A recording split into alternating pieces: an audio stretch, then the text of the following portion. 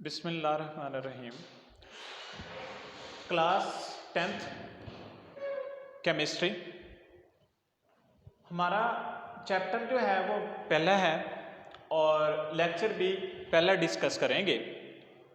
तो इसमें जो हमारा टॉपिक है वो है chemical reaction and law of mass action. सबसे पहले हम लोग ये देखते हैं कि केमिकल रिएक्शन होता क्या है।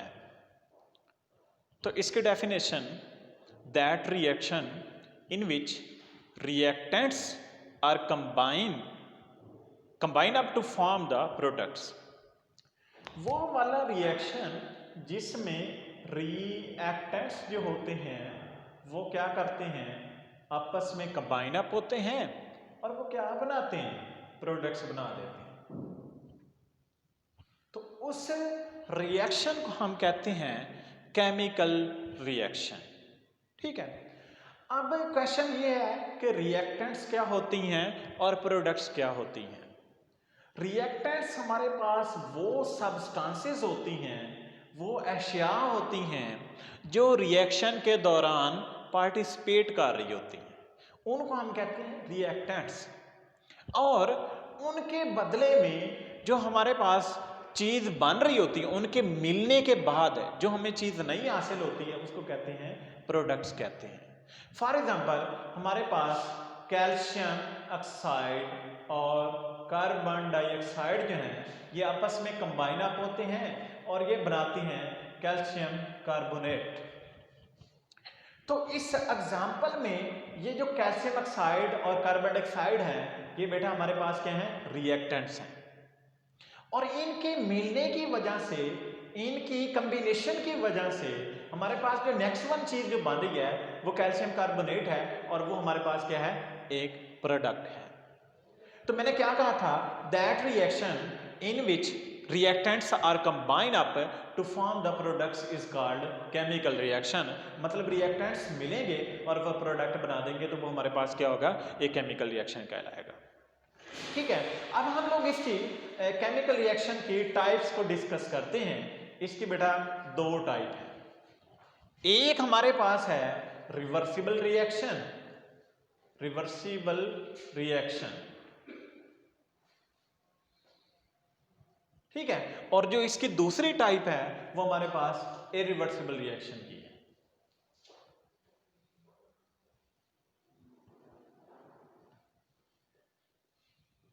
अब हम लोगों ने इनको थोड़ा सा एक्सप्लेन करना है कि रिवर्सिबल रिएक्शन क्या होता है और इरिवर्सिबल रिएक्शन क्या होता है। रिवर्सिबल रिएक्शन वो होते हैं जिनमें रिएक्टेंट्स मिलके प्रोडक्ट बनाते हैं और प्रोडक्ट जो होता है उसी लम्हे में प्रोडक्ट दोबारा से रिएक्टेंट को बना देते हैं। तो वो वाले रिएक्शंस क्या कहलाते हैं, रिवर्सिबल रिएक्शन कहलाते हैं। अब इस मिसाल में देखते हैं कि ये हमारे पास रिएक्टेंट ने ये प्रोडक्ट बना दिए, एक वक्त में इन्होंने ये प्रोडक्ट बना दिए। अब ये प्रोडक्ट दोबारा से इन रिएक्टेंट्स को बनाने के लिए रिएक्ट करेंगे तो ये दोबारा से इन रिएक्टेंट्स को बना देंगे। तो ये वाला आप लोग पास इस तरह का प्रोसेस जो होता है, इस तरह का जो रिएक्शंस होता है कि रिएक्टेंट ने प्रोडक्ट बनाए, प्रोडक्ट दोबारा से उन रिएक्टेंट्स को बनाने के लिए रिएक्ट करते हैं। तो वो रिएक्शन कौन से कहलाते हैं, रिवर्सिबल रिएक्शंस कहलाते हैं। और रिवर्सिबल रिएक्शंस को हम लोग दो तीर से रिप्रेजेंट करते हैं। ठीक है। और रिवर्सिबल रिएक्शन के लिए एक कंसेप्चुअली बात यह है कि आप लोगों ने याद रखनी है ये बात कि रिवर्सिबल रिएक्शन हमेशा सेम कंडीशन के ऊपर जो होते हैं वो अचीवेबल होते हैं। अगर कंडीशन चेंज हो जाए तो वो आप लोग पास क्या कहलाते हैं, रिवर्सिबल रिएक्शन नहीं रहते बल्कि वो इरिवर्सिबल रिएक्शन हो जाता है। सेम कंडीशन से मुराद बेटा ये है कि उस रिएक्शन के अंदर मतलब जितने टेम्परेचर, प्रेशर, कैटलिस्ट रिएक्टेंट को प्रोडक्ट में चेंज होने के लिए चाहिए था, ये जो था उसका, तो उसी टेम्परेचर, उसी कैटलिस्ट, उसी प्रेशर के ऊपर वो प्रोडक्ट दोबारा से रिएक्टेंट में कन्वर्ट हो। अगर तो ऐसा होता है तो वो एक रिवर्सिबल रिएक्शन है, अगर ऐसा नहीं हो रहा तो वो एक इरिवर्सिबल रिएक्शन बन जाता है। ठीक है। अब इरिवर्सिबल रिएक्शन क्या होता है कि इरिवर्सिबल रिएक्शन के अंदर रिएक्टेंट्स मिलके प्रोडक्ट बना देते हैं, प्रोडक्ट दोबारा रिएक्टेंट नहीं बनाते। तो ये एक सिर्फ एक सिंगल वे जो होता है रिएक्शन होता है, एक सिंगल डायरेक्शन के अंदर रिएक्शन होता है इरिवर्सिबल, कि रिएक्टेंट मिलते हैं प्रोडक्ट बना देते हैं। ठीक है, अब इसके मिसाल में लेता हूं, फॉर एग्जांपल देखें, हाइड्रोजन गैस और ऑक्सीजन गैस मिले, इन्होंने वाटर बना दिया। ठीक है, अब ये हाइड्रोजन और ऑक्सीजन मिले, इन्होंने वाटर बना दिया। अब ये सेम कंडीशन के ऊपर, बेटा ये बात याद रखनी है, सेम कंडीशन के ऊपर दोबारा हाइड्रोजन और ऑक्सीजन के अंदर कन्वर्ट नहीं होते। तो ये वाला आप लोग पास क्या होगा, एक इरिवर्सिबल रिएक्शन की एग्जांपल होगी। और ये जो ऊपर आप लोगों ने कैल्शियम कार्बोनेट जो है इसकी मिसाल जो दी है, ये आप लोग पास रिवर्सिबल रिएक्शन की मिसाल होगी। इसी तरह हम लोग एक रिवर्सिबल रिएक्शन की और मिसाल ले लेते हैं। हाइड्रोजन और आयोडीन मिले, इन्होंने बना दिए, एक वक्त में पहले ये हाइड्रोजन आयोडाइड बनाते हैं और ये हाइड्रोजन आयोडाइड प्रोडक्ट बनते हैं, ये दोबारा से रिएक्टेंट को बना देती हैं। तो ये आप लोग पास क्या कहलाता है, रिवर्स होके दोबारा से इसको बना देती हैं, तो ये एक रिवर्सिबल रिएक्शन बन जाता है। ठीक है, तो इसको मैं क्या कहता हूं कि ये केमिकल रिएक्शन को हम लोगों ने सबसे पहले डिफाइन किया और फिर उसकी दो टाइप्स देखी हैं, और ये भी देखा कि हम लोग पास रिवर्सिबल रिएक्शन जो होता है उसको हम लोग दो तीरों से ज़ाहिर करते हैं। जो हमारे पास इरिवर्सिबल रिएक्शन होता है उसको हम लोग सिर्फ एक सिंगल तीर से रिप्रेजेंट करते हैं, क्योंकि ये सिंगल डायरेक्शन रिएक्शन होता है। ठीक हो गया। अब जो हमारे पास इसी टॉपिक का जो नेक्स्ट पार्ट है वो हमारे पास है law of mass action. Law of mass action के अंदर हमारे पास दो साइंटिस्ट ने काम किया इसके ऊपर। उन्होंने ये एक जो आप लोग पास लॉ दिया था एक कि गोल्डबर्ग था उसमें और वैग था, उन्होंने 1869 के अंदर ये जो है प्रपोज किया।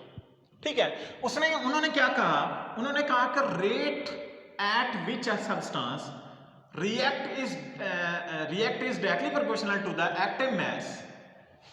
तो इसमें इस बात का मतलब ये है कि आप लोग पास किसी भी सब्सटेंस का जो रेट होता है वो डायरेक्टली प्रोपोर्शनल होता है उस सब्सटेंस के एक्टिव मास के।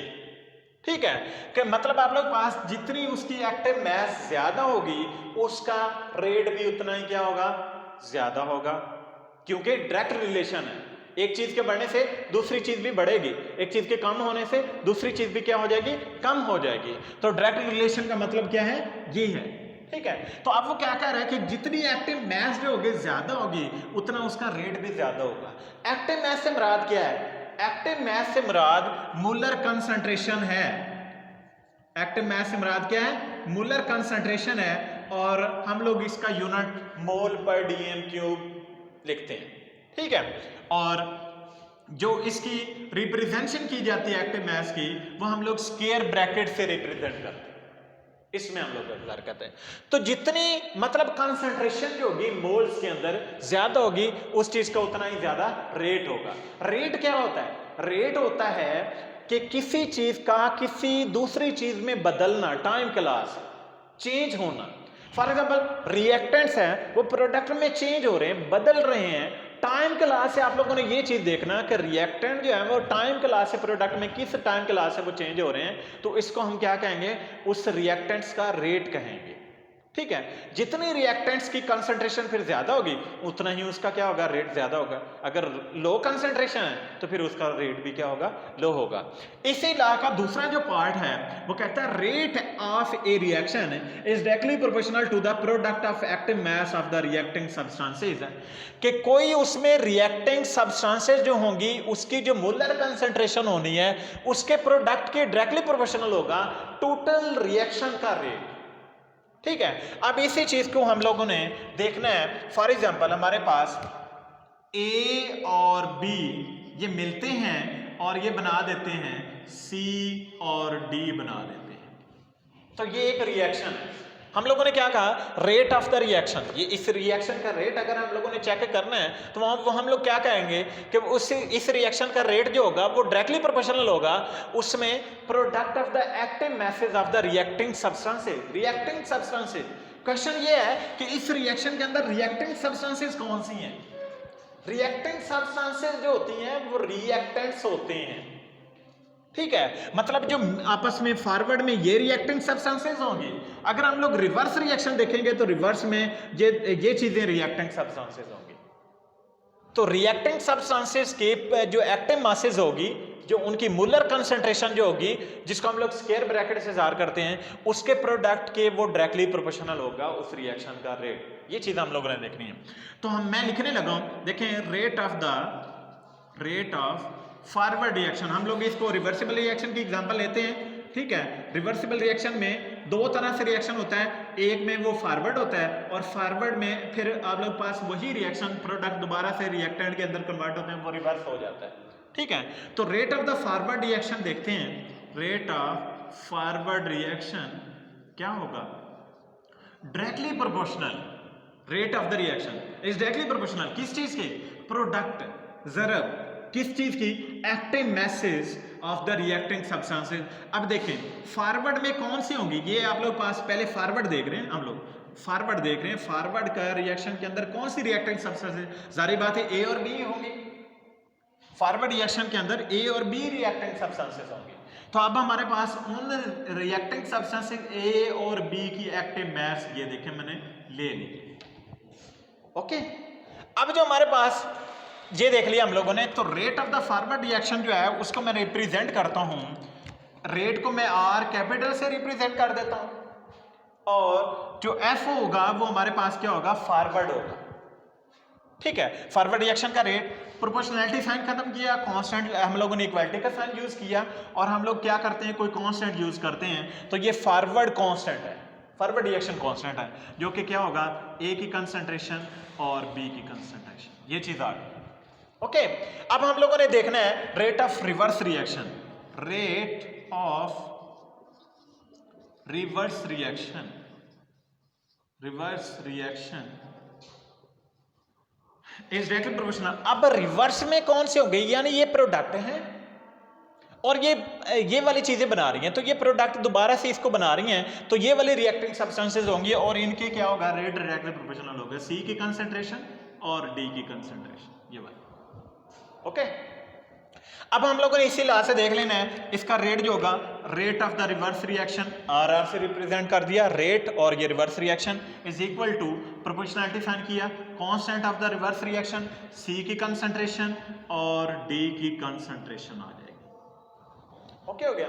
अब चूंकि एक बात मैंने आप लोगों को ये भी शेयर करता चलूं कि जो हमारे पास एक रिवर्सिबल रिएक्शन होता है उसके अंदर इक्विलिब्रियम पोजीशन एस्टेब्लिश होती है। इक्विलिब्रियम कायम होता है, केमिकल इक्विलिब्रियम उसको कहते हैं, तो वो कायम होता है और वो हमारे पास उस वक्त बनता है, उस वक्त एस्टेब्लिश होता है जब फॉरवर्ड रिएक्शन का रेट और रिवर्स रिएक्शन का रेट इक्वल हो जाते हैं, बराबर हो जाते हैं, तब आप लोग पास क्या होता है? वो केमिकल इक्विलिब्रियम जो होती है, पोजीशन कायम हो जाती है। तो अब हम लिखते हैं एट इक्विलिब्रियम पोजीशन क्या होता है? रेट ऑफ द रिएक्शन जो होता है वो हमारे पास इक्वल हो जाता है, rate of the forward reaction is equal to rate of the reverse reaction, जो कि इनकी वैल्यूज हम लोग कैलकुलेट कर चुके हैं। तो अब rate of the forward reaction की वैल्यू हम लोगों ने कैलकुलेट की है, वो क्या है कि हमारे पास के एफ, ये वाली वैल्यू के एफ इनटू ए की कंसंट्रेशन बी की concentration is equal to rate of reverse reaction की ये वाली वैल्यू इसके अंदर पुट करें, के आर इनटू सी की कंसंट्रेशन एंड डी की कंसंट्रेशन, ये हमारे पास आ गई। अब मैथमेटिकली रूल अप्लाई करना है, तो क्या करना है आप लोगों ने? ये जो के एफ है इसको इधर ही रहने दें, ये जो के आर है इधर मल्टीप्लाई हो रहा है, दूसरी साइड पे आके क्या हो जाएगा? डिवाइड हो जाएगा, के एफ ओवर के आर। तो अब इसी तरह ए भी इस के एफ के साथ मल्टीप्लाई हो रहे हैं, दूसरी साइड पे आके क्या हो जाएंगे? डिवाइड हो जाएंगे। तो अब हम लोगों ने ये एक फाइनल जो है ये बात निकाली है, एक फाइनल एक्सप्रेशन निकाला है कि हम लोग पास K F over K R is equal to the C concentration D concentration over A concentration and B concentration. तो अब हमारे पास ये कांस्टेंट जो है इनको आप लोग कह सकते हैं, इनके जो फॉरवर्ड रिएक्शन कांस्टेंट और रिवर्स रिएक्शन कांस्टेंट की जो रेशियो होगी इसको आप कह सकते हैं कि ये हमारे पास केस ही है, जिसको इक्विलिब्रियम पोजीशन कह रहे थे, इक्विलिब्रियम कांस्टेंट कह रहे थे, वो आप लोगों ने निकाला जिसकी वैल्यू आप लोग पास ये सी की concentration over D concentration over C concentration multiplied by D concentration over A concentration multiplied by B concentration, ये आप लोग पास के सी की वैल्यू आ जाएगी। ठीक है, ओके बेटा, वालेकुम अस्सलाम।